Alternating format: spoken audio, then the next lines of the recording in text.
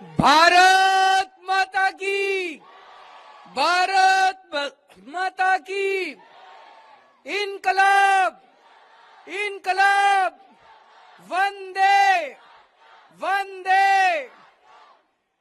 आज इतनी भारी संख्या में आए हुए मेरे प्यारे बहनों, भाइयों, माताओं, बुजुर्गों, बच्चों, आप सब लोगों को मेरा नमस्कार, सबको मेरा प्रणाम। आप लोगों का जुनून वाकई काबिले तारीफ है। मैं नहीं समझता ये चमत्कार पहले कभी भारत देश में देखा गया कि किसी स्कूल के शिलान्यास के लिए इतनी भारी संख्या में लोग इकट्ठे हुए और इतने जोश और जुनून के साथ लोग आज यहां पे शिरकत कर रहे हैं। जैसा भी आतिशी जी ने बताया, हमारी सरकार बनने के पहले 2013 तक, 2014 तक सरकारी स्कूलों का इतना बुरा हाल होता था, इतना बुरा हाल होता था। बच्चे जाते थे, घंटा 2 घंटा स्कूल में उछल कूद करके घर वापस आ जाते थे। स्कूल में पढ़ाई के नाम पे कुछ नहीं होता था। दीवारें टूटी थी, छत टूटी होती थी, पंखे मुड़े हुए होते थे, कोई पढ़ाई नहीं थी। साल 2 साल के बाद माँ बाप सोचते थे टाइम खराब कर रहा है, उसका नाम कटा देते थे, कहते थे तू भी काम पे लग, 2 पैसे तो कमा के लाएगा शाम को। होता था कि नहीं होता था? मैं तो राजनीति में आने के पहले मैं दिल्ली की झुग्गी बस्तियों में काम किया करता था, एक एनजीओ में, परिवर्तन नंदनगरी की झुग्गियों में काम किया करता था। मैं तो देखता था रोज किस तरह से बच्चों का बुरा हाल हो रहा है। गरीबों के बच्चों का कोई भविष्य नहीं था। कोई गरीब आदमी ये नहीं सोच सकता था कि मेरा बेटा बड़ा होकर इन सरकारी स्कूल से निकल के डॉक्टर, इंजीनियर बन जाएगा। जब से आम आदमी पार्टी की सरकार बनी है, एक के बाद इतने स्कूल, इतने शानदार स्कूल बनते जा रहे हैं दिल्ली के अंदर। अभी पिछले कुछ दिनों के अंदर मैंने इतने स्कूलों का उद्घाटन कर लिया। अभी थोड़े दिन पहले बुराड़ी में 4 स्कूलों का शिलान्यास करके आया हूं। 10,000 बच्चे पढ़ेंगे वहां पे, 4 नए स्कूल। कल हम लोग पालम गए थे, पालम में एक नए स्कूल का शिलान्यास करके आए हैं, 2,500 बच्चे पढ़ेंगे वहां पे। उसके पहले थोड़े दिन पहले रोहिणी गए थे। रोहिणी में हम लोग एक नए स्कूल का उद्घाटन करके आए, स्कूल बन गया, वहां पे भी 2,500 बच्चे पढ़ेंगे। पिछले कुछ महीनों के अंदर ही मैंने इतने स्कूलों का उद्घाटन कर दिया, 1,00,000 1.5 लाख गरीबों के बच्चों के पढ़ने का इंतजाम कर दिया पिछले कुछ दिनों के अंदर। अब आपका भी यहां पे शानदार स्कूल बनेगा। पहले जो टाट पट्टी टिन वाला स्कूल था, उस स्कूल में जो बच्चे पढ़ते थे उनके दिल पे क्या गुजरती होगी। घर जाते थे, पड़ोस में मान लो एक बच्चा प्राइवेट स्कूल में पढ़ता है, तो बच्चा जो सरकारी स्कूल में पढ़ता था उसको लगता था यार मेरे में कुछ कमी है, मेरे माँ बाप में कुछ कमी है जो मैं इतने गंदे स्कूल में पढ़ रहा हूं। बच्चों के मन में हीन भावना होती थी, माँ बाप के मन में हीन भावना होती थी। और एक ही घर में एक लड़का और एक लड़की, लड़के को तो माँ बाप प्राइवेट स्कूल में भेज देते थे, लड़की को सरकारी स्कूल में भेजते थे। पढ़ेगी पढ़ेगी, नहीं पढ़ेगी तो ब्याह देंगे उसके बाद। होता था कि नहीं होता था? अब ये बदल गया। अब सबको अच्छी शिक्षा मिलेगी, पैसे भी नहीं देने, सबको मुफ्त शिक्षा मिलेगी। सारी दिल्ली के अंदर इतने शानदार, जितने पुराने स्कूल थे सबको तोड़ तोड़ के नया बना रहे हैं। और भाई साहब, मैं चैलेंज कर रहा हूं, मैं करता हूं, मेरे को पता है इस इलाके के अंदर बहुत प्राइवेट स्कूल हैं बड़े बड़े। जिस दिन ये स्कूल बन जाए, एक चक्कर इस स्कूल का लगा लेना और एक चक्कर उन प्राइवेट वालों को लगा लेना। प्राइवेट से ज्यादा शानदार नहीं हो, राजनीति छोड़ दूंगा।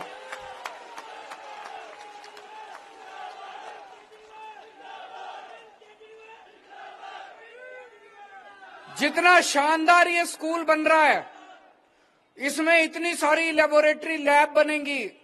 इन प्राइवेट स्कूलों में कुछ नहीं है, पैसे बहुत हैं, दिखावा ज्यादा है, पर इतनी शानदार लेबोरेटरी बनेंगी, लाइब्रेरी बनेंगी, एक्टिविटी रूम बनेंगे, बहुत ही शानदार। और लिफ्ट लगेगी, किसी प्राइवेट स्कूल में लिफ्ट नहीं है आपके चारों तरफ जाके।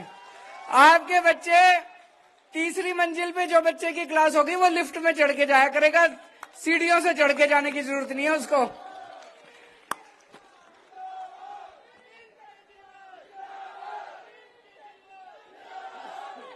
दोस्तों, मेरे को यह लगता है अगर हमने अपने बच्चों को अच्छी शिक्षा दे दी, अगर हमने अपने बच्चों को अच्छी शिक्षा दे दी, एक पीढ़ी के अंदर इस देश से गरीबी दूर हो सकती है। अभी जो उदाहरण अतिशी जी दे रही थी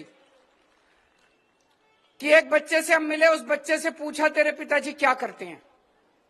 वो बोला जी मेरे पिताजी एक फैक्ट्री में मजदूर हैं।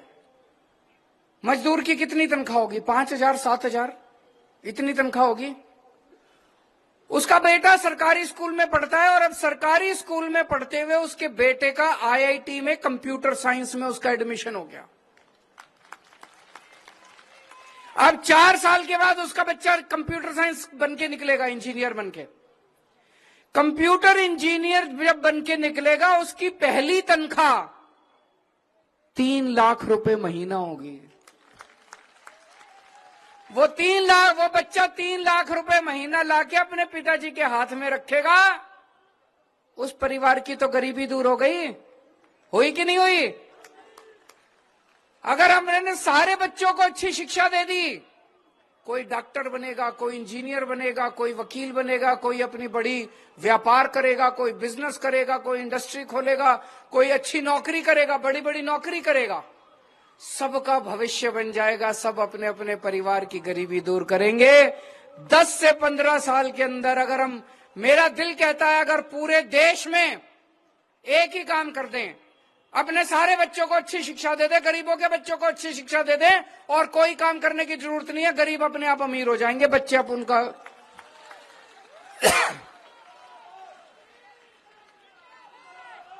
जो काम आज हम लोग दिल्ली में कर रहे हैं, ये काम आजादी के टाइम पे हो जाना चाहिए था। 1950 में, 1955 में हो जाना चाहिए था। हमें अपने सारे गरीबों के लिए अच्छी शिक्षा का इंतजाम कर देते, आज हमारा देश गरीब देश नहीं कहलाता, हमारा देश अमीर देश, अमेरिका को पीछे छोड़ देते हम लोग। लेकिन मेरे को दुख होता है आज भी कुछ नहीं कर रहे ये लोग। दिल्ली में हमने इतने शानदार स्कूल बना दिए, अब पंजाब में हमारी सरकार बनी है, पंजाब में भी खूब शानदार स्कूल बना रहे हैं। सारे स्कूल पंजाब में 20,000 स्कूल हैं, एक एक स्कूल गांव गांव के अंदर, एक एक स्कूल के अंदर अभी काम चल रहा है। सारे स्कूल शानदार बना रहे हैं, लेकिन दिल्ली और पंजाब को छोड़कर और कहीं स्कूलों पे काम नहीं चल रहा। ये लोग नहीं चाहते कि गरीब अमीर बने, ये लोग नहीं चाहते कि गरीबों के बच्चों को अच्छी शिक्षा मिले। आप लोगों के बच्चों को गंदी शिक्षा मिलती है, ये एक बहुत बड़ा राजनीतिक षड्यंत्र है। जानबूझ के आपके बच्चों को गंदी शिक्षा दी जा रही है पिछले 75 साल से। बाबा साहब अम्बेडकर ने सबसे पहले कहा था कि अगर अपने समाज को आगे बढ़ाना है, देश को आगे बढ़ाना है, तो गरीबों के बच्चों को अच्छी शिक्षा दो। कहा था कि नहीं कहा था? दोस्तों, आज बाबा साहब अम्बेडकर का सपना पूरा कर रहे हैं हम लोग। 75 साल हो गए, उनका सपना अधूरा रह गया, और मैंने भी कसम खाई है, बाबा तेरा सपना अधूरा केजरीवाल करेगा पूरा।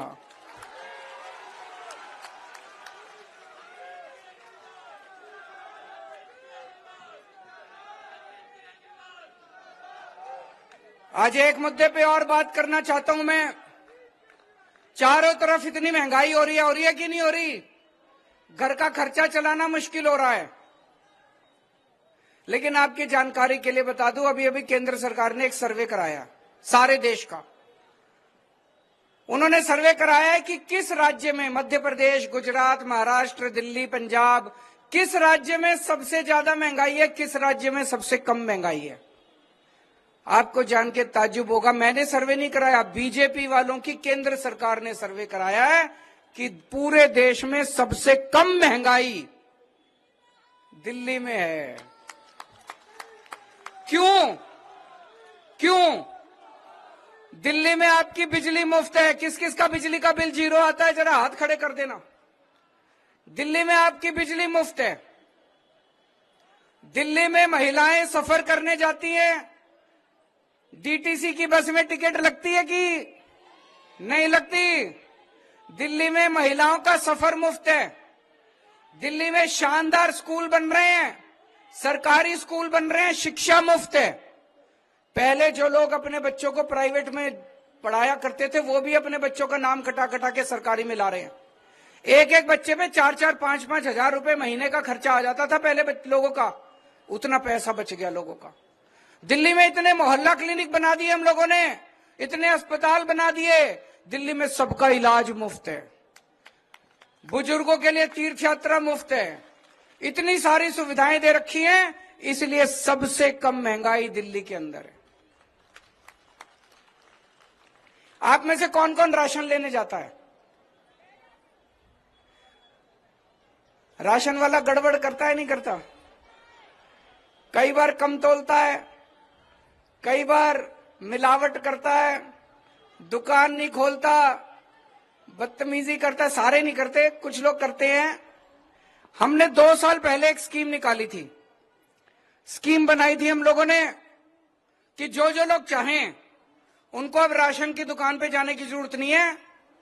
आप दिल्ली सरकार को बता दो, हम उतना ही जितना आपका कोटा है, मान लो 25 किलो गेहूं है, हम 25 किलो आटा, जैसे शानदार वो शक्ति भोग का आटा आता है, ऐसे ही पैकिंग करके 25 किलो आटा, 10 किलो चावल, एक पैकिंग करके चीनी पैक करके आपके घर में बोरी पहुंचा देंगे आपकी।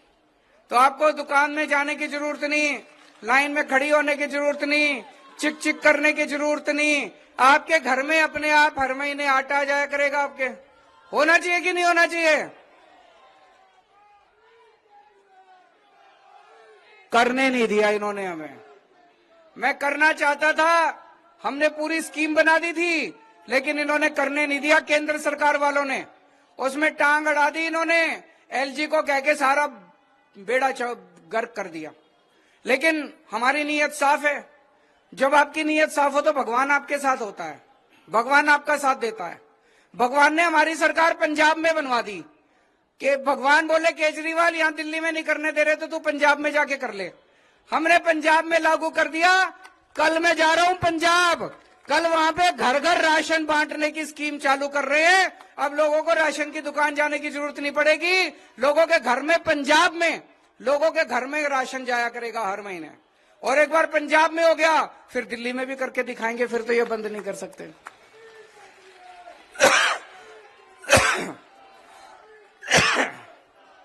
एक मेरे को पता है, इस टाइम पानी के बिल बहुत गड़बड़ आ रहे हैं कि नहीं आ रहे? उसकी चिंता मत करना, मैं उसको ठीक करने का पूरा प्लान लेके आ रहा हूं। जिस जिसको लगता है उसके पानी के बिल गड़बड़ आ रहे हैं, उसको भरने की जरूरत नहीं है, ठीक करा देंगे सबके। इन्होंने इतनी अड़चन अड़ाई, आप लोग रोज अखबारों में पढ़ते हो, टीवी में देखते हो। मेरे काम करने में इन्होंने इतनी अड़चन अड़ाई, बोले आधा राज्य है दिल्ली। मैंने कहा आधा क्यों कर रखा, पूरा कर दो फिर। क्यों आधा राज्य है? देश की राजधानी है, कहते हैं आधा राज्य है दिल्ली, आधा क्यों कर रखा, पूरा कर दो राज्य को। लेकिन करेंगे नहीं, टांग अड़ाएंगे, हर काम नहीं करने देते, कोई काम नहीं करने देते। मैं ये कहता हूं भाई अच्छा काम करो, तुम भी करो, हमें भी करने दो, मिलके करते हैं काम। तुम भी खुद भी कुछ नहीं करेंगे। मैं आपसे पूछना चाहता हूं, बीजेपी की केंद्र सरकार ने एक काम करा दिल्ली वालों के लिए? कोई एक काम कराओ, एक काम नहीं करते। खुद कर लें, ना खुद करेंगे ना मेरे को करने देंगे। और आजकल रोज नोटिस पे नोटिस भेज रहे हैं मेरे को, कभी सीबीआई के नोटिस, कभी ईडी के नोटिस, कभी इनकम टैक्स के नोटिस, कभी दिल्ली पुलिस के नोटिस, कभी फलाने। ऐसे सारी एजेंसी छोड़ रखी है जैसे देश का सबसे बड़ा आतंकवादी मैं ही हूं, जैसे देश का सबसे बड़ा डाकू मैं हूं, देश का सबसे बड़ा चोर मैं हूं। मैं ये पूछना चाहता हूं, कहते हैं केजरीवाल चोर है। मैं पूछना चाहता हूं जी, दिल्ली में मैंने सबकी बिजली मुफ्त कर दी। जहां जहां इनकी सरकारें हैं, मध्य प्रदेश, गुजरात, उत्तर प्रदेश, कोई राज्य ले लो इनका, वहां इतनी महंगी बिजली कर रखी है, इतनी महंगी बिजली कर रखी है। बिजली फ्री करने वाला चोर है कि बिजली महंगी करने वाला चोर है? बताओ, सीधी सी बात है। अगर मैं चोर होता तो मैं भी बिजली महंगी करके बिजली कंपनियों से पैसे खा लेता। बिजली फ्री करने वाला चोर है कि बिजली महंगी करने वाला चोर है? दिल्ली में इतने अस्पताल खोल दिए, इतने मोहल्ला क्लिनिक खोल दिए, सबका इलाज मुफ्त कर दिया, सारी दवाइयां मुफ्त कर दी, सबका इलाज मुफ्त कर दिया, सारा ऑपरेशन सब मुफ्त कर दिया। इनके राज्यों में चले जाओ, सरकारी अस्पतालों का बेड़ा गर्क कर दिया, सरकारी अस्पताल बंद करते जा रहे हैं, प्राइवेट अस्पतालों ने लूट मचा रखी है इनके यहां। गरीबों का इलाज मुफ्त करने वाला चोर है कि गरीबों को महंगा इलाज देने वाला चोर है? कहते हैं मनीष सिसोदिया चोर है। मनीष सिसोदिया ने दिल्ली के गरीबों के बच्चों के लिए भविष्य बनाया है। मनीष सिसोदिया ने गरीबों के बच्चों को अच्छा शिक्षा देने का इंतजाम किया है। इनके राज्य देख लो, इन्होंने सारे सरकारी स्कूल बंद कर दिए अपने अपने राज्यों में। गरीबों के बच्चों को अच्छी शिक्षा देने वाला चोर है या गरीबों के सरकारी स्कूल बंद करने वाला चोर है? दोस्तों, ये पीछे पड़े हैं, मेरे को इनकी कोई चिंता नहीं है। मैंने इनको कहा है तुम मेरे को सम्मान भेजते रहो, जितने तुम सम्मान भेजोगे मैं उतने और स्कूल बनाऊंगा। तुम अपना धर्म करो, तुम अपना धर्म करो, मैं अपना धर्म करूंगा। तुम्हारा धर्म है झूठे केस बनाना, फर्जी केस बनाना, सम्मान भेजना, सारा नेगेटिव काम तुम्हारा धर्म है। मेरा धर्म है स्कूल बनाना, अस्पताल बनाना, गरीबों के लिए शिक्षा देना, लोगों की सेवा करना। तुम केवल सत्ता के लालची हो, मेरे को केवल सेवा का लालच है, मैं जनता की केवल सेवा करूंगा। आप लोग अपना प्यार इसी तरह से बनाए रखें, आशीर्वाद बनाए रखें। बहुत एहसान है आपका मेरे ऊपर। मैं छोटा सा आदमी था, जैसा मैंने बताया दिल्ली की झुग्गियों में काम किया करता था, वहां से उठा के आप लोगों ने मेरे को इतनी बड़ी जिम्मेदारी दे दी। आपका जिंदगी भर एहसान नहीं चुका सकता, 7 जन्म में भी एहसान नहीं चुका सकता। अपना प्यार, अपना आशीर्वाद बनाए रखो।